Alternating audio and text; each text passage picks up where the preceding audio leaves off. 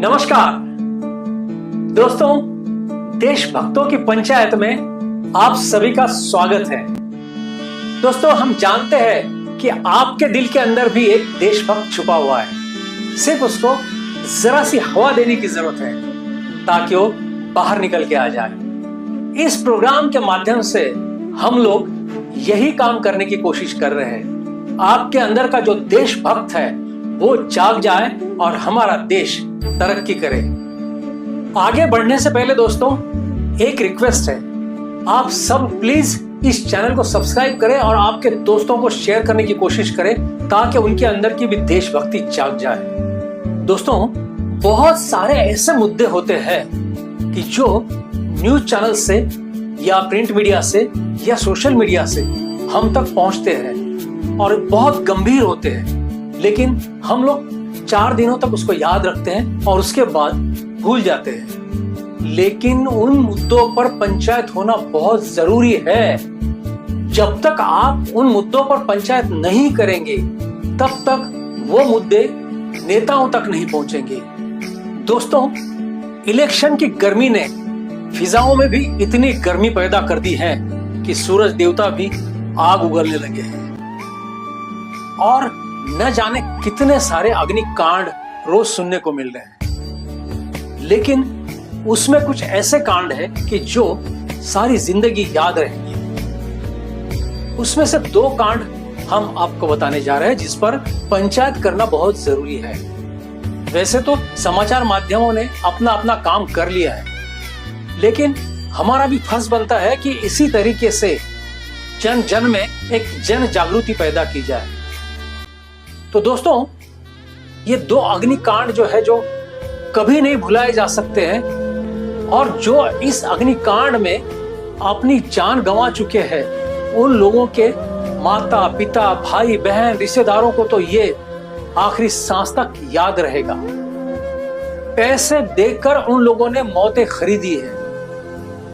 दोस्तों, आपको याद होगा थोड़े दिन पहले की ही बात है, एक कांड हुआ है राजकोट में, गुजरात में।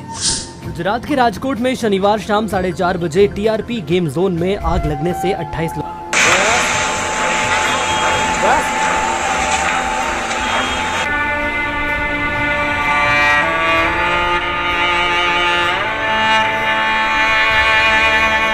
તેમની ધરપકડ રાજકોટ તાલુકા પોલીસ સ્ટેશન ખાતે છે તે માફ કરજો માલવીયાનગર પોલીસ સ્ટેશન દ્વારા તેમની જે ધરપકડ છે તે કરવામાં આવી હતી। मृतकों के शव इतने बुरी तरह से झुलसे हैं कि उनकी शिनाख्त नहीं हो सकी। हादसे के बाद गेम जोन के मालिकों में से एक यशराज सोलंकी समेत 4 को गिरफ्तार कर लिया है, जिसमें 27 लोगों की जानें गई है। अब जाकर पता चला है कि कुछ लोगों को अरेस्ट किया है। और जिस दूसरे अग्निकांड की बात मैं करने जा रहा हूं वो तो बहुत ही दर्दनाक है।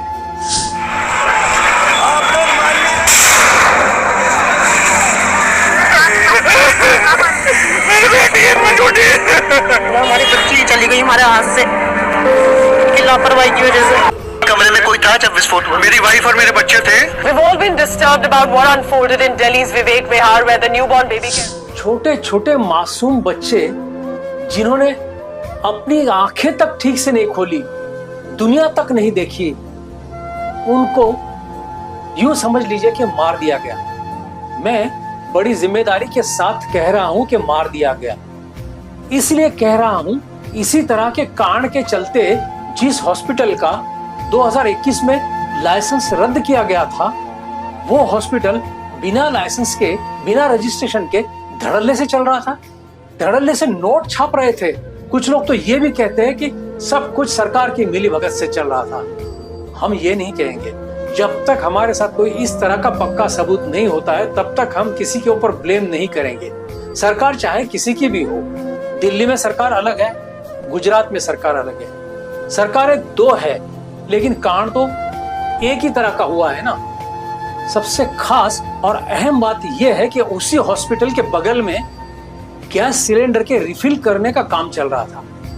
इस बात से आप सोचिए कि ये लोग कितने आग से खेल रहे थे। अगर वो खुद अपने परिवार के साथ उस आग से खेलते तो बात समझ में आ जाती, लेकिन बच्चे किसी और के जो पैसे देकर वहां बच्चों को ठीक करने के लिए लेके आया।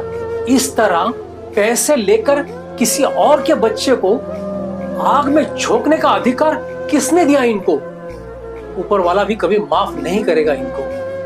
आप खुद इमेजिन कीजिए, अगर आपके मासूम बच्चे को छोटी सी खरोच भी आती है तो आपका कलेजा मुंह में आ जाता है। यहां तो आग में झोंका गया है। आप थोड़ा इमेजिन करके देखिए कि वो आग से झुलसते हुए बच्चे, वो रोते बिलखते उनके माँ बाप, क्या बीत रही होगी उन पर। बहुत बुरा हुआ है। भगवान ना करे किसी के साथ ऐसा हो। दोस्तों, एक मुद्दा हमने आज उठाया है। अब इस मुद्दे को लेकर पंचायत करना आपका और हमारा काम है। अभी इस बार हमने आपको मुद्दा दे दिया है।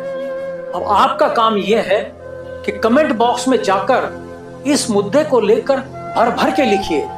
जो भी आपके दिल के अंदर है पूरी भड़ास निकालिए। और किसी के पास अगर इसका कोई सॉल्यूशन है वो भी लिखिए ताकि लोगों तक ये बात पहुंचे। और कोई अगर जब ये घटना वहां घटी उस वक्त प्रत्यक्षदर्शी वहां हो तो वो भी कमेंट बॉक्स में जरूर लिखे आंखों देखा हाल, ताकि हम अगले एपिसोड में इन सारी चीजों के ऊपर एक पंचायत कर सके और उसमें से एक अच्छी चीज निचोड़ निकाल कर जनता तक पहुंचाई जाए। तो दोस्तों, इस एपिसोड में बस इतना ही।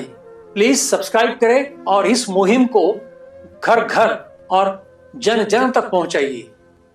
जय हिंद।